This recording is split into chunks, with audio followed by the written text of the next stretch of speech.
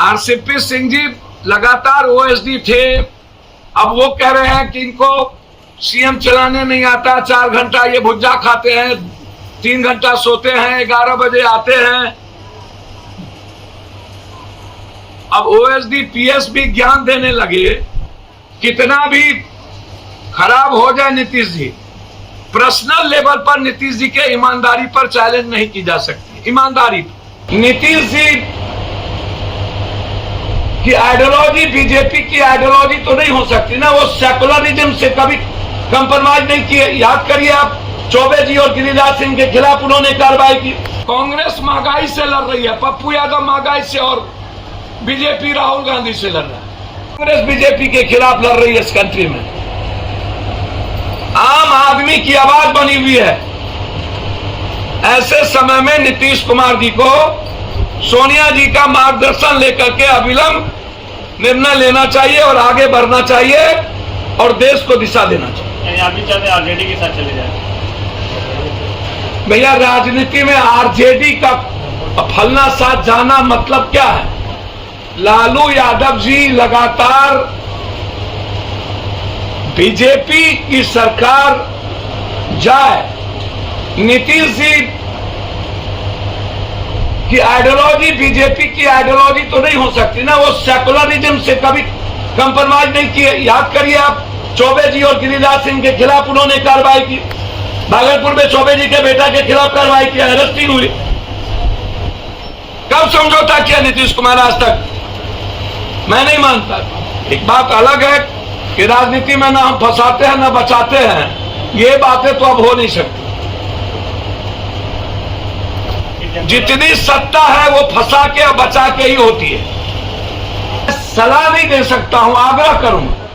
वो बड़े लीडर हैं कि बिहार की स्थिति जो मैं देख रहा हूं लगातार, कल मोतिहारी थे, परसों सिवान थे, उसके पहले बेगूसराय थे, फिर शराब पी करके 7 आदमी को मार दिया, वहां थे, कल फिर हम हाजीपुर में थे। हालात बिहार के कंप्लीट कोलैप्स कर चुके हैं।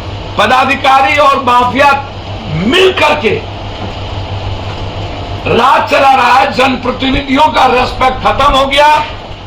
दल कोई हो, सम्मान बोध नहीं है। ऐसे परिस्थिति में पदाधिकारी की चांदी है और वो नहीं लगता है कि यह सरकार स्टेबल नहीं है, इसीलिए ये कहने की स्थिति में नहीं है। लगातार आज बनी कल बनी आज गई। कोरोना जब हुआ था तभी फाइनल था, बम फूटना है। और 8 सालों में 1 to 5 में जो आया है उस पर भी ईडी की जांच होनी चाहिए। ईडी विपक्ष के लिए ही स्वतंत्र क्यों है? सर्वोच्च न्यायालय की आंखें सबके लिए खुले ना। विपक्ष के पास ही अकूट संपत्ति है और लगातार जिस तरीके से कांग्रेस महंगाई से लड़ रही है, पप्पू यादव महंगाई से, और बीजेपी राहुल गांधी से लड़ रहा है। इनको महंगाई मुद्दा नहीं है।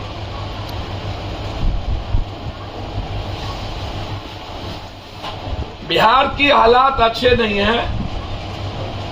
कंप्लीट मुझे लगता है कि 2024 तक अब बिहार की राजनीतिक अस्थिरता बिहार के डेवलपमेंट को, बिहार के इकोनॉमी को, बिहार के 14.5 करोड़ लोगों को सामाजिक आर्थिक रूप से अव्यवस्थित रखेगा। हम उम्मीद करते हैं कि जो लगातार आज हुआ कल हुआ, आज हुआ कल हुआ, ऐसा होगा वैसा होगा, और ये जब मान ही लिया गया है कि नीतीश कुमार जी को बीजेपी किसी भी कीमत पर मौका देने को तैयार नहीं है, अब बकसने को तैयार नहीं है। 2024 तक उनकी मंशा है इसको किसी तरह ले चलो, उसके बाद जब है करो। तो नीतीश जी को पहले ही अपना निर्णय लेना चाहिए। और जो देश के हालात है बीजेपी के खिलाफ, चाहे डॉलर को लेकर के हो, चाहे 1150 लेके हो, चाहे स्विस बैंक काला धन को लेके हो, चाहे महंगाई को लेके हो, चाहे चीन की जमीन पर कब्जा को लेकर के हो, चाहे अग्निवीर को लेकर के हो, पूरा देश किसान के एमएसपी और मुआवजा को लेकर के हो, नरेंद्र मोदी जी के पॉलिसी के खिलाफ है। इस कंट्री में बीजेपी और आरएसएस के बगैर चिट्ठी भी इधर सुधर कर सकती है। जिसके पास ईडी, जिसके पास सीबीआई,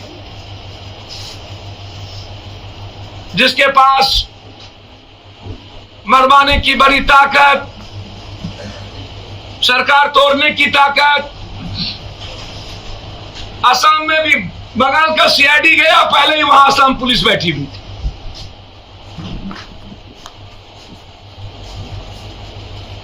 संघीय व्यवस्था ही डेमोक्रेसी में चौपट कर दिया गया। लोकतंत्र है क्या? सीआईडी को जांच से दिल्ली पुलिस रोक दी। मतलब किसी भी कीमत पर सरकार, अब मुझे लगता है कि कोई शिंदे नहीं पैदा हो पाए बिहार में, या कर नहीं पाए। नीतीश जी को करना मुश्किल था, जैसे छत्तीसगढ़ और राजस्थान में नहीं कर पाए, वैसे नीतीश जी की को नहीं कर पाए। तो लगातार नीतीश जी को टॉर्चर। मैं आरसीपी सिंह जी पर कुछ देखिए, यदि आप नेताओं की संपत्ति की बात करेंगे तो सबसे ज्यादा संपत्ति तो सत्ता पक्ष के पास है, और हम तो चाहेंगे कि नीतीश जी आर्थिक अपराध से सबकी संपत्ति, सारे मंत्री की संपत्ति जांच करा दे कि किनके पास कितना संपत्ति है। यदि बीजेपी चिराग जी की ये बात तो पहले ही समझ में आनी चाहिए ललन जी को, फिर भी आरसीपी सिंह जी को आप मंत्री बना दिए, और ये बात आपको उस वक्त समझ में आनी चाहिए कि आरसीपी जी मोहरा हो चुके हैं। भैया आरसीपी सिंह जी लगातार ओएसडी थे, अब वो कह रहे हैं कि इनको सीएम चलाने नहीं आता, 4 घंटा ये भुज्जा खाते हैं, 3 घंटा सोते हैं, 11 बजे आते हैं। अब ओएसडी पीएस भी ज्ञान देने लगे। कितना भी खराब हो जाए नीतीश जी, पर्सनल लेवल पर नीतीश जी के ईमानदारी पर चैलेंज नहीं की जा सकती। ईमानदारी